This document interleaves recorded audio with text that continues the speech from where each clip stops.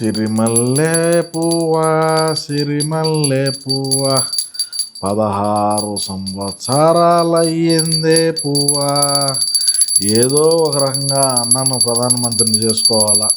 కాకపోతే మన పార్టీ కండువకు హారతి, మన పార్టీ టోపీకు హారతి, మన పార్టీ జెండాకు హారతి, పెద్ద ఆయనకు కూడా హారతి. అంటే పెద్ద ఆయన అన్నాడు అనుకుంటారేమో, పెద్ద ఆయన ఉన్నాడే, పెద్ద ఆయనకు కూడా హారతి. ఆయన లేదు మనం ఏమన్నాము, ఆయన ఉండబట్టే ఈరోజు మనకు శివన్న పార్టీ పెట్టి మనం ఆ పార్టీని పెరుక్కొని 16 నెలలు అయింది అని చెప్పి మనం చెప్పుకొని ఈరోజు తిరుగుతున్నామంటే సిరిమల్లె పువ్వా సిరిమల్లె పువ్వా 16 సంవత్సరాలు అయ్యిందే పువ్వా.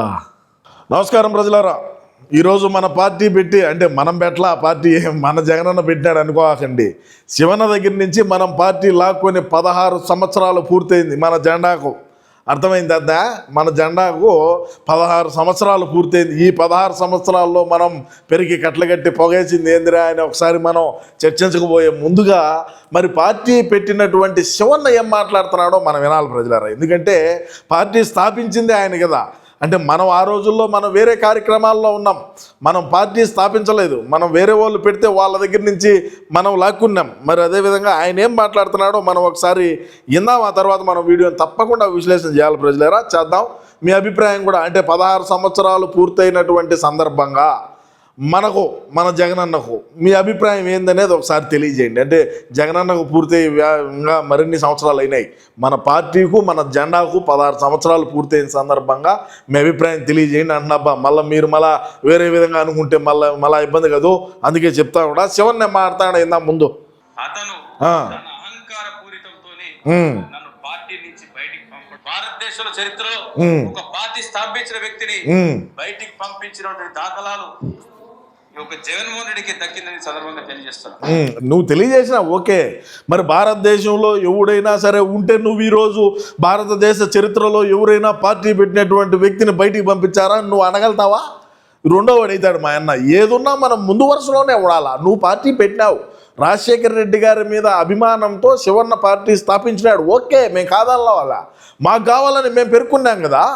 సరే, ఇక మనకు అవన్నీ ఎందుకు, మనోడు పార్టీ తీసుకున్నాడా మరి ఏమైనాడా అనేది అవన్నీ పక్కన పెడితే ఈ 3 రంగులు మనీయే, మనకేం ఇబ్బంది ఏం. గవర్నమెంట్ బిల్డింగ్లకి కూడా వేసాం పోక, ఇప్పుడేమవుతుంది. ఇక మనం పోతే ప్రజలారా, నేను ఒకటే తెలియజేస్తుండా, ఏంది సీమరాజా నువ్వు హారతి ఒకటే ఇచ్చి సరిపెట్టినావే అని అంటారు, మీరు అనుకుంటారు. హారతి ఇచ్చేదానికి కర్పూరం పిల్లలు కూడా మన ఇంట్లో లేవు. ఎందుకంటే మన ఇంట్లో కర్పూరం పిల్లలు ఎందుకు ఉంటాయి, మన ఇళ్ళలో ఉండవు. అవి కూడా వేరే వాళ్ళకి ఫోన్ చేసి 4 బిల్లలు ఏంట్రా అంటే ఆయన కూడా 2 బిల్లలు ఇచ్చాడు. ఇంకా ఎందుకు లేంగా మీకు ఆ 2 జాలు లేబ్బా అని చెప్పి 2 బిల్లలు ఇచ్చాడు. సరే, దాంతో మనం మన పార్టీని మనల్ని ఆర్తిచ్చి మనం దేవుడు సలంగా చూడాలా, మనోడిని ప్రధానమంత్రిని చేయాలని కోరుకున్నాం. ఇక మనం పోతే ఖచ్చితంగా, అంటే జెండా నువ్వెందుకు ఎగరేయలేదంటే, నేను ఒకసాట దిమ్మేసి ఇచ్చిన, ఒక దిమ్మి పెట్టి దానికి ఒక పోలు పెట్టి, మరి అన్న అంత ఎత్తు లేకపోయినా ఏదో ఉన్న కాడికి మనకు ఆర్థికంగా అంతంత మాత్రమే కాబట్టి మనకు కూడా ఒక 11 ఇంచుల పైపు పెడితే ఆడికి పోయి చూచే కరెంట్ తీగలన్నీ పెట్టి గుడ్డలు ఆరేసుకుంటున్నారా. ఆడికి పోయి చూచే దాని మీద గుడ్డల బట్టలు ఆరేసుకున్నారు. ఆడికి పోతే అన్నీ ఉన్నాయి. సరే, ఏడంగా మనం ఎగరేయలేము. ఇప్పుడు అందులోనూ మనం ఎగరేసే టైం కూడా కాదు ఇది. 11 వచ్చినప్పుడు ఏమి ఎగరేస్తాము, 151 వచ్చినప్పుడు బ్రహ్మాండంగా ఎగరేసాము.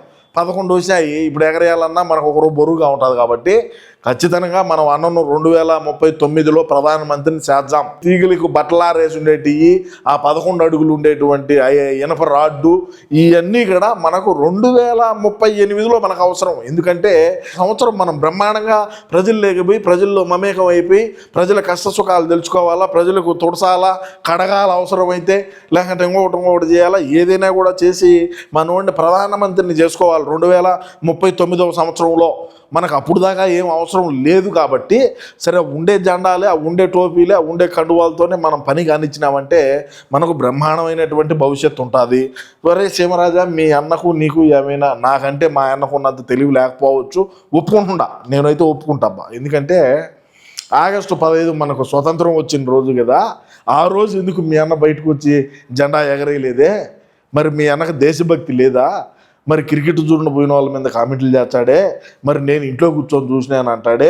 మరి దేశభక్తి ఉండేటువంటి వ్యక్తి అయితే మరి ఆగస్టు 15వ తారీఖు నాడు వచ్చి జెండా వందనం చేయకుండా, జెండా ఎగరేయకుండా ఈరోజు పార్టీ ఆవిర్భావ దినోత్సవానికి దేనికి వచ్చి జెండా ఎగరేసినాడు అని మీరు అనొచ్చు, అంటారు ఖచ్చితంగా. మీరు అదే మీ పాయింట్ అదే. నేనేం చెప్తానంటే ఈడ ప్రజలారా, మన ఓడికి అట్లాంటివన్నీ ఎవరైనా సరే పక్కన గుర్తు చేయాలా. మనం ఇట్లాంటి పనులు చేయాలన్నా ఈ విధంగా చేయాలి. మనం దేశభక్తి అంటారు దీన్ని. ఇది మన జాతీయ జెండా. మనకు ఈ జెండా తప్పితే వేరే జెండా మనకు పెద్ద ఇష్టము ఉండదు. సారీ, నేను ఇట్లా అంటున్నాను అనుకోకండి. మా అన్న గురించి నేను చెప్తున్నా, ఎందుకంటే మా నోడికి అంత ప్రేమ. ఎందుకంటే లాక్కున్న పార్టీ కదా, శివన్న కానించి దొబ్బేసిన పార్టీ కదా.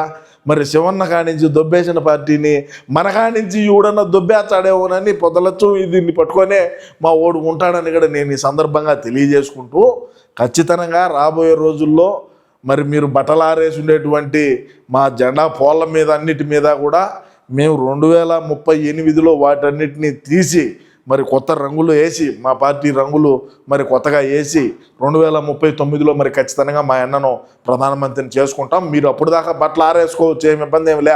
ఎందుకంటే మాకు తాడేపల్లిలో ఉన్నది ఒక దిమ్మి ఉన్నది, 11 అడుగులు కడ్డీ ఉన్నది, చాలు. దానికి జెండా కట్టి ఎగరేస్తాం. మిగతా సాటి ఎగరేకపోయినా అది వేరే విషయం. అవన్నీ అవసరం లే ఇప్పుడు. కానీ నేనేం చెప్తానంటే, మన జగనన్నను అభిమానించేటువంటి వ్యక్తులందరూ కూడా ఏం పెద్దగా కోపడమలే. ఎందుకంటే ఊరికే ఉండాలి కడ్డీలు అని చెప్పి బట్టలు ఆరేసుకుంటారు.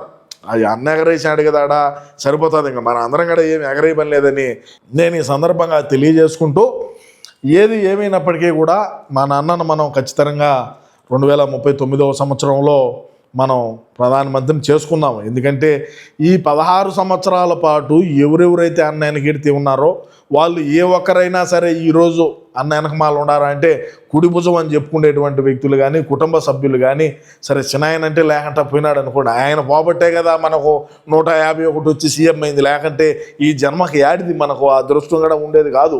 మరి ఏదో ఒక రకాన ఆయన మరి ఎట్లా కబేటు కొట్టుకున్నాడో, మరి బాత్రూమ్ లేక నడిచిపోయి ఆడ రక్తం కక్కున్నాడో, సరే అది వేరే విషయం. అవన్నీ మనం మాట్లాడడంలే. ఏది ఏమైనప్పటికీ కూడా మన అన్న వెనకెడితే ఎవరు లేకన్నా సరే మా మిల్లెట్ రెడ్డి అనేటువంటి వ్యక్తి ఒకడు ఉన్నాడంటే ఖచ్చితంగా అన్న ప్రధానమంత్రి అవుతాడు. దాంట్లో ఎటువంటి డౌటు లేదు, ఆలోచన కూడా మనం చేయాల్సిన పని లేదని నేను ఈ సందర్భంగా తెలియజేసుకుంటూ, మరి 16 సంవత్సరాలు మన జైల్లో అంటే 16 నెలలే ఉన్నింది. మళ్ళా మీరు ఇంకొక రకంగా అనుకుంటే నేనేం చేయలేను. 16 నెలలు జైల్లో ఉన్నాడు. 16వ సంవత్సరం మనం పార్టీ పెట్టి మరి మనకు బాగానే కుదిరినప్పటికీ కూడా మీ అభిప్రాయాన్ని కూడా నేను తెలుసుకోవాలనేదే నా ఒక ఆశ కూడా. ప్రజలారా, ఖచ్చితంగా ఇది మనకు మంచి శుభసూచకమైనటువంటి సంవత్సరంగా కూడా నేను తెలియజేసుకుంటూ, 16 నెలలు జైల్లో అక్కడ మనం ఉండటం, ఇప్పుడు మళ్ళా 16 సంవత్సరాలు పూర్తి చేసుకోవటం, మరి రాబోయేటువంటి 2038 వరకు కూడా మనం అన్నతో కలిసి పోరాడాలనేటువంటి ఒక లక్ష్యంగా పెట్టుకొని, అదే ధ్యేయంగా మనం పెట్టుకొని ముందుకు పోయి అన్నను కంపల్సరీగా మనం ఏది చేసైనా సరే, ఎన్ని లంగాలు చేయి, ఎన్ని బఫ్ఫులు చేయి, ఎన్ని గులకరాలు చేయి, లేదంటే ఇంకొక రకంగా చేయి, నీ ఇష్టం వచ్చింది చేసైనా సరే అన్నను మనం ప్రజల్లో అమాయక బిడ్డ, ఒక కరుణామయ లెవెల్లో గతంలో చేసినటువంటి యాక్టింగ్ ఏదైతే ఉండదో ఆ యాక్టింగ్కి మళ్ళా మనం ఒకసారి ఇప్పుడు తెర వేసేసినాం. ఎందుకంటే మనం అప్పట్లో తెర తీసి ఎగిరించినాం. ఎందుకంటే మనం ఈ విధంగా మనోడు అమాయకుడు, ఒక కరుణామయ లెవెల్లో యాక్టింగ్లు అన్నీ చేపించినాం మన అన్న దగ్గర. ఇప్పుడు ఆ తెర మళ్ళా, ఆ ముసుగుని మళ్ళా పైకి తీసేసి మా నన్ను ఇదిరా మా అన్న అంటే ఇదిరా అమాయకుడురా అని మనం కింద జాకీలు వేసుకొని ఎలివేషన్ లేపి అన్నను ప్రధానమంత్రిని చేద్దాం. 2038లో జెండా ఎగరేద్దాం. 2039లో అన్నను ప్రధానమంత్రిని చేద్దామని చెప్పి తెలియజేసుకుంటూ నమస్కారం.